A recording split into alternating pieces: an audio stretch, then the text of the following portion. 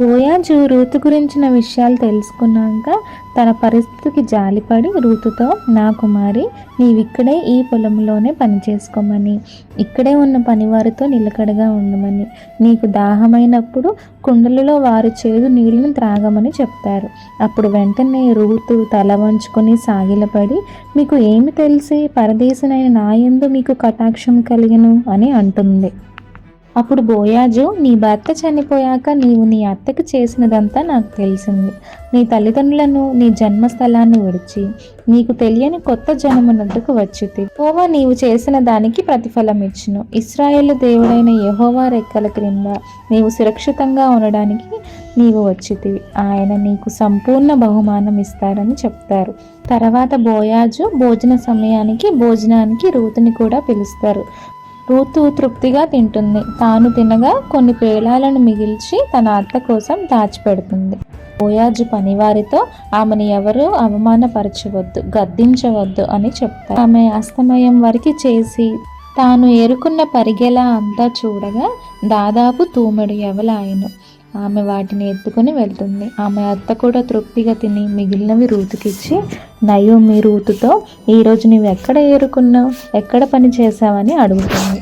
నీ యందు లక్ష్యమించిన వాడు దీవించబడును గాక అని అంటుంది. తర్వాత రూతు తను బోయాజు పొలంలో పనిచేశానని చెప్తుంది. అది విని నయోమి చాలా సంతోషిస్తుంది. బ్రతికి ఉన్న వారికి, చచ్చిన వారికి ఉపకారం చేయుట మానని ఇతడు యెహోవా చేత ఆశీర్వదింపబడును గాక అని రూతుతో అంటుంది.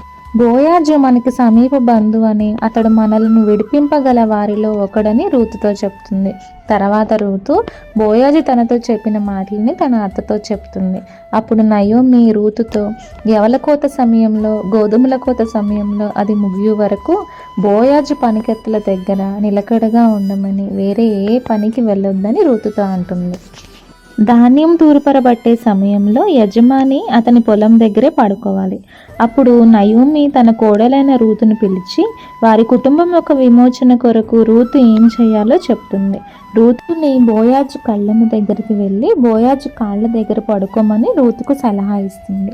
అత్త చెప్పిన విధానంగానే రూతు బోయాజు కాళ్ళ మీద ఉన్న బట్టను తీసి పడుకుంటుంది. మధ్యరాత్రి బోయాజు తుల్లిపడి తిరిగి చూసి అతడు నీవెవరు అని అడగగా, నేను రూతుని, నీ దాసురాల్ని, నీవు నాకు సమీప బంధుడవు గనుక నన్ను విడిపించమని చెప్తుంది. అప్పుడు బోయాజు రూతు వినయాన్ని, మంచి గుణమును గ్రహించి, నా కుమారి, యెహోవా చేత నీవు దీవెన నొందిన దానవు. నీ మునుపటి సత్ప్రవర్తన కంటే సత్ప్రవర్తన మరీ ఎక్కువైనది కాబట్టి భయపడవద్దు. నీవు చెప్పినదంతా నీకు చేస్తాను. బంధు ధర్మాన్ని జరిపిస్తాను. నీవు యోగ్యురాలవని నా జనులందరూ ఎరుగుదురు. నేను నిన్ను విడిపిస్తాను. అయితే నీకు నాకంటే సమీప బంధువు ఒకరున్నారు. ఉదయమున అతడు నీకు బంధు ధర్మం జరిపితే సరే, ఒకవేళ అతడు జరపని ఎడల యెహోవా జీవము తోడు, నేను నీకు బంధు ధర్మం జరిపిస్తానని చెప్తారు. ఆమె ఉదయాన్నే బయలుదేరి ఆమె ఇంటికి వెళ్తూ ఉండగా బోయాజు 6 కొలల యవలను కొలిచి ఆమె దుప్పట్లో పెట్టి అది ఆమె భుజం మీద పెడతారు. తర్వాత రూతు ఇంటికి వెళ్ళి జరిగినదంతా నయోమితో చెప్తుంది. అప్పుడు ఈ కార్యం ఈరోజే జరిగేలా బోయాజు చేస్తాడు కాబట్టి నీవు ఊరుకుండు అని రూతుతో నయోమి అంటుంది. బోయాజు పురద్వారం దగ్గర కూర్చుని ఉంటారు. బోయాజు చెప్పిన బంధువు అటు త్రోవలో వెళ్తుండగా అతనిని పిలిచి తన కోసం 10 మంది పెద్దలను ఏర్పాటు చేసుకుంటారు. మోయాబు దేశం నుంచి తిరిగి వచ్చిన ఎలిమలేకు సమీప బంధుడవు నీవే. నీవు అతని పొలాన్ని సంపాదించుకో. నీవు విడిపించకపోతే నాకైనా చెప్పు, నీ తర్వాత వాడను నేనే అని బోయాజు సమీప బంధువుతో అంటాడు. అప్పుడు అతను నేను విడిపిస్తానని అంటాడు. ఆ మాట వినగానే బోయాజు నయోమితో పాటు మోయాబీయురాలైన రూతుని కూడా విడిపించాలని చెప్తాడు. ఇప్పుడు ఆ బంధువు, నేను దానిని విడిపించుకొనలేను, నా స్వాస్థ్యం పోగొట్టుకుందనేమో, నేను దాన్ని విడిపించలేను గనుక నీవు నాకు ప్రతిగా బంధు ధర్మాన్ని జరిగించమని చెప్తాడు. బంధుత్వ ధర్మం చేయకపోతే దానికి గుర్తుగా ఆ బంధు యొక్క చెప్పుని తీసి పొరుగువానికిచ్చి తన ముఖము మీద ఉమ్ము వేయాలి.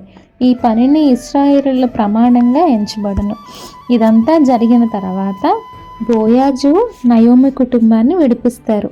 ఎలాగంటే ఎలిమెలెకు కలిగినది, మహలోనుకు కిల్యోనుకు కలిగినది యావత్తును నయోమి చేతి నుండి నేను సంపాదించుకున్నాను అని ప్రజలందరి ముందు చెప్తారు.